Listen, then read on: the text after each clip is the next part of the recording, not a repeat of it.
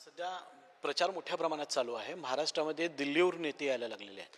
काल अमित शहा कोल्हापूर, सांगली, साताऱ्याच्या दौऱ्यावर होते.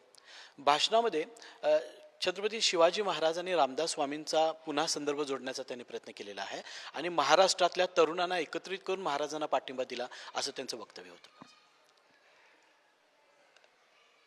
जे त्यांनी वक्तव्य केलं रामदास स्वामींचं आणि छत्रपती शिवाजी महाराजांच्याबद्दल, ते त्यांना तो इतिहास माहीत नसावा किंवा अर्धवट माहीत असावा. आणि म्हणून कारण सगळ्यांनाच आता माहीत झालं आहे की रामदास स्वामींचं आणि शिवाजी महाराजांची भेट कधीच झालेली नाही. नरेंद्र मोदी सुद्धा महाराष्ट्राच्या दौऱ्यावर येत आहेत. मोदी साहेबांची सभा एका बाजूला होत असताना अजितदादांनी मात्र बारामतीमध्ये नरेंद्र मोदींची सभा नको असं जाहीर केलेलं आहे. काय असू शकतं त्याच्यापाठी? अजित पवारला निश्चित वाटत असेल की त्यांच्या येण्याने इथं निगेटिव्ह विचार निर्माण होऊ शकतोय काय, ही त्यांना शंका आली असेल आणि म्हणूनच त्यांनी सांगितलं की माझं मी बघतो इथं. राज्यात अनेक देशातले नेते येऊन राहुल गांधींवर सध्या मोठ्या प्रमाणात टीका करतायत. लाल संविधान हातात घेऊन राहुल गांधी दाखवत आहेत. याचा नेमका अर्थ काय आहे आणि राहुल गांधींना नेमकं काय साध्य करायचं असे प्रश्न विचारतात. संविधानावर आणि रंगावर पुन्हा हे राजकारण घसरलेलं आहे. राहुल गांधी हे 2 पदयात्रा मोठ्या काढल्यापासून निश्चित यांच्यामध्ये मोठा फरक झालेला आहे. लोक त्यांना भेटत आहेत.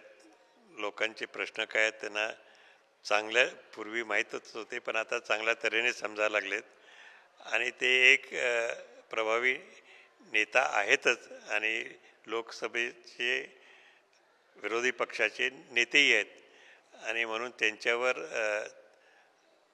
त्यांना विरोध करणे हा विरोधकांचा सातत्याने प्रयत्न चालूच आहे. सध्या राज्यामध्ये सुद्धा मोठ्या प्रमाणात प्रचार आहेत. आपण सुद्धा अनेक ठिकाणी प्रचारला जातात. महाविकास आघाडीला कितपत यश मिळेल असं वाटतं किंवा लोकांमध्ये प्रचार रुळत आहे का, काय वाटतं तुम्हाला? महाविकास आघाडीला निश्चित यश मिळेल, कारण लोकांनी ठरवलं की इथं महाराष्ट्रात परिवर्तन घडवून आणायचं. एकदा ठरवलं की मग ते थांबत नाहीत आणि त्याप्रमाणे महाराष्ट्रामध्ये परिवर्तन निश्चित होणार. सध्या प्रचारामध्ये विकासाचे मुद्दे थोडेसे बाजूला ठेवून लाडक्या बहिणीला एवढे पैसे देऊ, तरुणांना एवढे पैसे देऊ, अशा पद्धतीच्या जाहिराती आपल्याला पाहायला मिळतात. म्हणजे ही निवडणूक विकासावर आहे की पैशांवर आहे, काय सांगू शकाल? विकासाचे पैसे जर आपण डायव्हर्ट केले तर ते महाराष्ट्राच्या दृष्टिकोनातून अयोग्य आहे आणि म्हणूनच सर्वांचं म्हणणं आहे की विकास हे महत्त्वाचं आहे आणि पैशाचं वाटप जिथं अडचण असतील तिथं निश्चित पैशाचं वाटप करा, द्या, पैशाची मदत द्या. वाटप म्हणण्यापेक्षा मदत. जिथं शेतकरी असतील, त्यांचे पिकं बिघडले असतील, खराब झाले असतील, त्यांना तुम्ही मदत केली पाहिजे. आरोग्याच्या दृष्टिकोनातून अनेक लोकांची मदत केली पाहिजे. अशा तऱ्हेने जे प्रायोरिटीज आहेत त्या प्रायोरिटीज सोडून आपण जर इकडं लक्ष दिलं तर हे महाराष्ट्राच्या हिताचं नाही आहे. राज्यामध्ये सध्या योगी आदित्यनाथ यांची सभा मोठ्या प्रमाणात सुरू आहे. त्यांच्या भाषणामध्ये एक असा योगी आदित्य तर त्यांच्या भाषणामध्ये एक असं येतं की बटेंगे तो कटेंगे. तर हे समाजामध्ये साधारण 2 समाजामध्ये भांडणं लावण्याचं काम आहे किंवा कशा पद्धतीने बघता येईल? आता ते उत्तर प्रदेशचे मुख्यमंत्री आहेत, त्यांना महाराष्ट्राची परिस्थिती तेवढी पाहिजे तेवढी माहीत नाही आहे.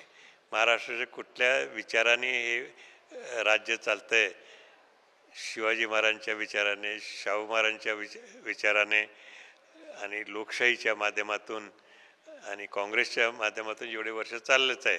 अशा वातावरणामध्ये त्यांनी समाजामध्ये इथे येऊन ध्रुवीकरण करणे हे अपेक्षित नाही आहे आणि हे बरोबरही नाही आहे.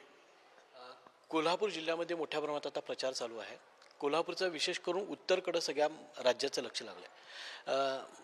मधुरिमा राजे यांनी अर्ज दाखल केला होता, ऐन टायमाला त्यांना माघार घेण्यात आलं होतं. राज्यामध्ये एकच त्या दिवशी ही बातमी सगळं आली आणि मोठ्या प्रमाणात त्याची चर्चा झाली. त्या दिवशी म्हणजे हा निर्णय का घेण्यात आला असं अनेकांना वाटतंय, तुम्ही काय सांगू? एका चांगल्या कार्यकर्त्याला उमेदवारी मिळत असेल आणि सक्षम उमेदवार तोही आहे म्हणून त्यांची निवड पहिली झाली होती आणि फायनल निवड त्यांचीच झाली. ह्याच कारणास की एक सर्वसामान्य तो उमेदवार आहे आणि चांगला कार्यकर्ता आहे. आपण राजेश लाटकर यांच्या कुटुंबियांची खरं तर भेट घेतली होती, त्यांच्याशी बातचीत केली होती. साधारण काय त्या चर्चेचा आशय होता? चर्चेत त्यांना झालंच होतं की तुम्ही जर लढणार असलं तर आम्ही लढणार नाही आणि आम्ही लढणार असलो तर तुम्ही लढू नका. पण जेव्हा आपण आता मतदान करायला आम्ही जाणार आहोत त्यावेळी कोल्हापूरच्या या उत्तरमध्ये हात नसून प्रेशर कुकर असणार आहे, तर त्याचा कितपत इम्पॅक्ट होऊ शकतो, लोकांमध्ये तो रुळेल का? नाही, हा काळ चिन्ह ओळखण्याचा इथं मोठा प्रश्न उद्भवत नाही आहे. ही सिस्टीम फार जुनी आहे. चिन्ह बघून बटन दाबायची आणि इथं बटन दाबतो हे आपण विचाराच्या मुद्द्यावर